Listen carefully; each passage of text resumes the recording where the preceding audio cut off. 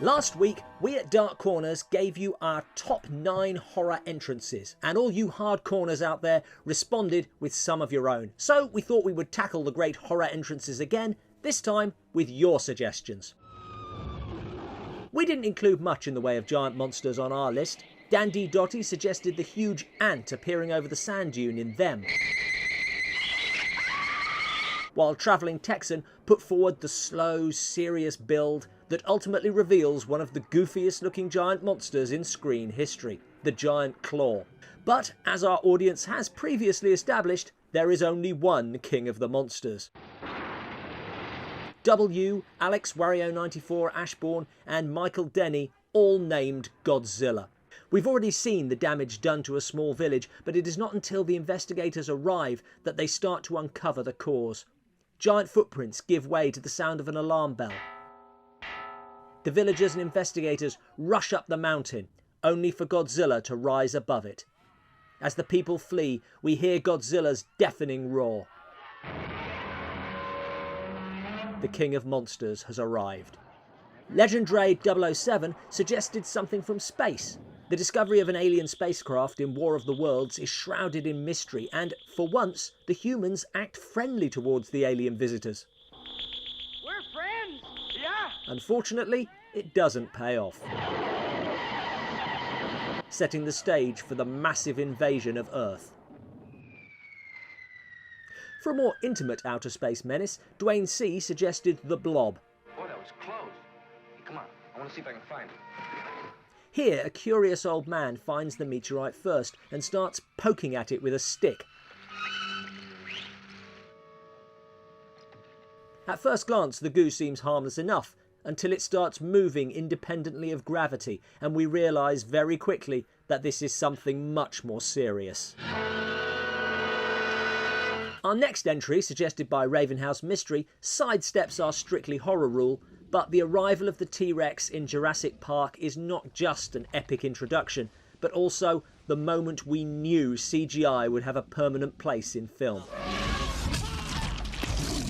Although this scene also relies heavily on some of the finest animatronics ever used.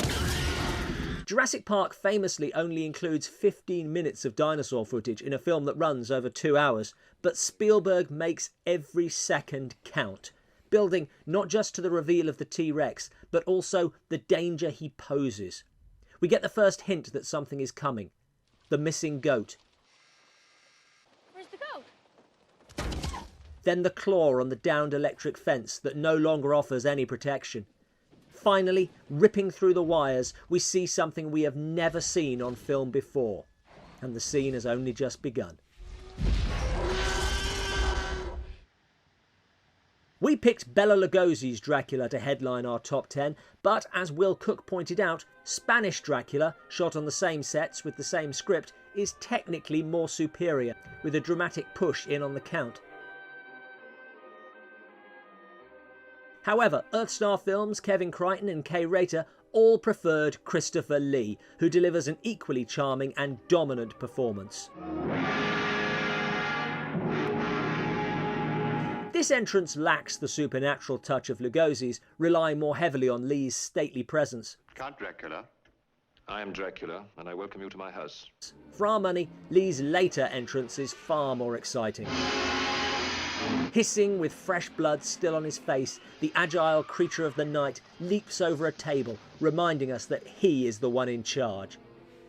Dandy Dotty picked out the creature from the Black Lagoon.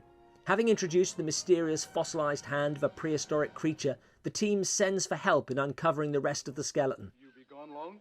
Long enough to find out what this is, and get help in digging out the rest of the skeleton.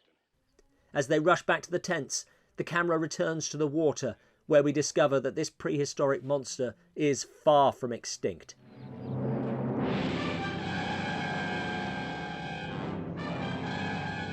Not all films wait to the end to reveal the bad guy. Case in point, our slasher pick of Michael Myers. But of course, he is not the only horror icon to be revealed in the opening scene.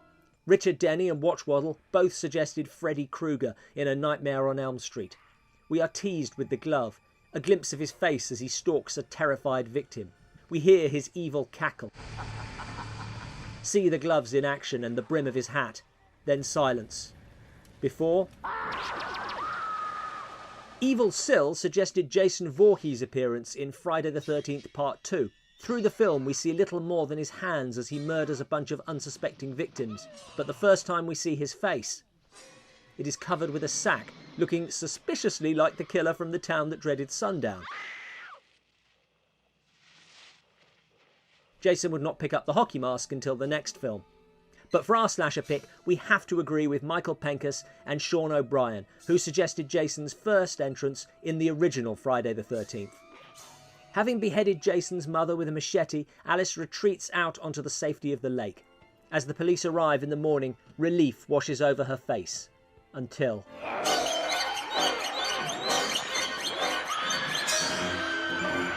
Zombie films don't lend themselves to great entrances. They're coming for you. While Dan Doty favoured Night of the Living Dead, where what first appears to be a drunk man stumbling around a graveyard suddenly becomes a dangerous threat, we sided with Michael Denny's pick, Return of the Living Dead. We know something is behind the door, but while we may have been prepared for a wild, naked yellow corpse hungry for human flesh, what really raises the bar for this entrance is the destruction of zombie mythology. I thought you said if we destroyed the brain, it'd die. It worked in the movie! Owing to the nature of the monster in the thing, we don't know that we have already met it in the opening scene. And while a dog being chased by a helicopter is certainly dramatic, the real entrance of the thing comes a little later. But as K-Rater points out, the original film, The Thing from Another World, is not without a great entrance of its own. Worry about it. No, but go ahead and open it.